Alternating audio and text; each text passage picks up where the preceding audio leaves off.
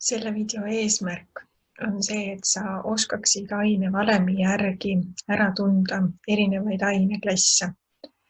Ja me teeme ülesande 18.5 esimese tulba koos.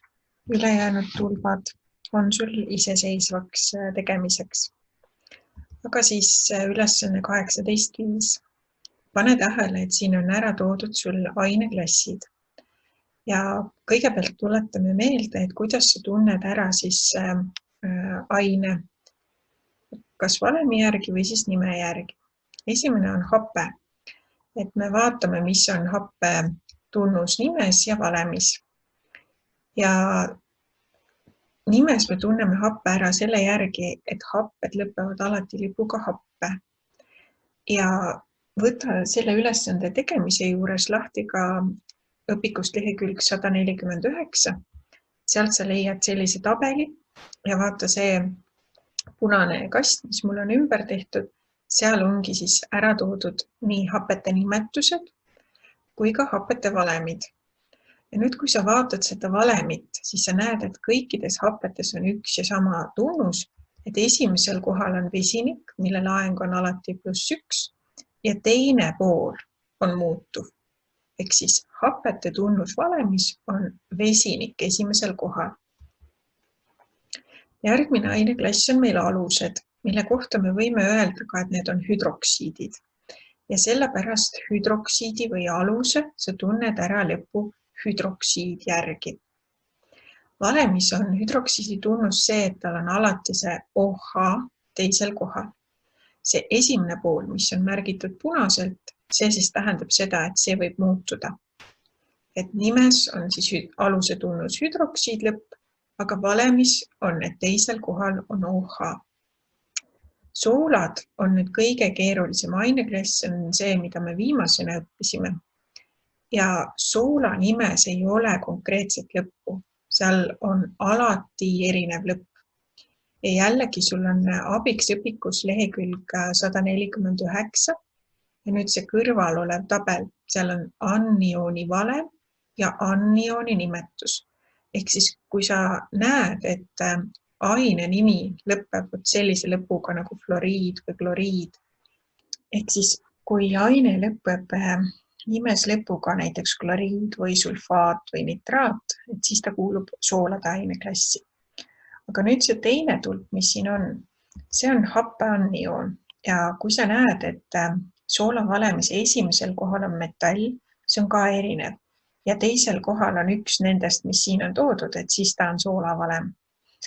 Et üldiselt on hea soola valemit ära tunda välistamise teel. Et kui sa näed, et ta ei ole hape, hüdroksiid ega oksiid, siis ta järelikult on soolade aineklassi kuuluv. Ja viimane on siis oksiid. Oksiidi tunned nimes ära selle järgi, et tal on oksiid lõpp ja valemis tunned ära selle järgi, et ta koosneb elemendist ja hapnikust, ehk siis 2 elementi on ainult sees. Nüüd, kui me hakkame vaatama neid valemeid, mis on ära toodud, siis me näeme, et esimesel ainel on just nimelt 2 elementi. Järelikult ta kuulub oksiidide aineklassi. Ja aineklass on oksiidid. Nüüd oksiidide nimetuses peab olema alati lõppoksiid. Ja nüüd ma näen, et seal sees on C ja selle nimi on süsinik. Ja nüüd ma näen ka, et seal on indeks 2. Järelikult selle aine nimetus on süsinikdioksiid. Järgmises aines sa näed, et on 3 elementi ja esimesel kohal on vesinik. Ehk siis ta kuulub hapete aineklassi. Hapete osas sa vajasid seda õpikust lehekülg 149 tabelit. Ja nüüd ma otsin siit, et mis hape see võiks olla, mis on HNO3. Näed, see on lämmastikhape. Ehk siis valemi nimi on seal tabelis ära toodud. Panen lämmastikhape.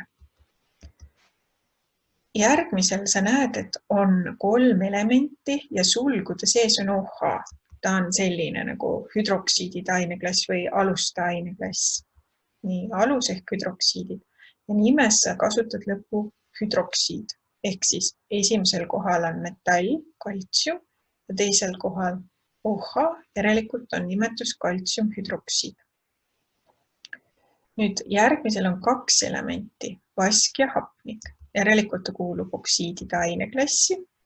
Ja nüüd, kuna vase oksüdatsiooniaste muutub, siis ma pean kasutama selle metalli oksüdatsiooniastet nimes. Ehk siis hapniku oksüdatsiooniaste on -2, järelikult vasel on +2. Ütleme vask 2 oksiid. Ja viimane jälle on 2 elementi ja üks on nendest hapnik. Järelikult ta kuulub oksiidide aineklassi ja S-i nimetus on väävel. Hapniku on 3 tükki. Järelikult ütlen, et see on väävel trioksiid.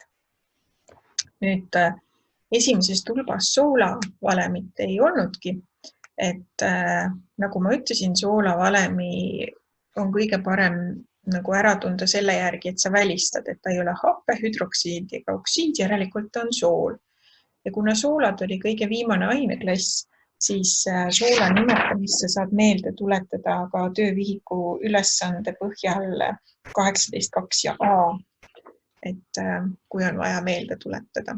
Ja palun siis tee tulp 2–4 iseseisvalt ja sama lugu, et tee siis leheküljest 40 ja 41 pilt ja saada mulle.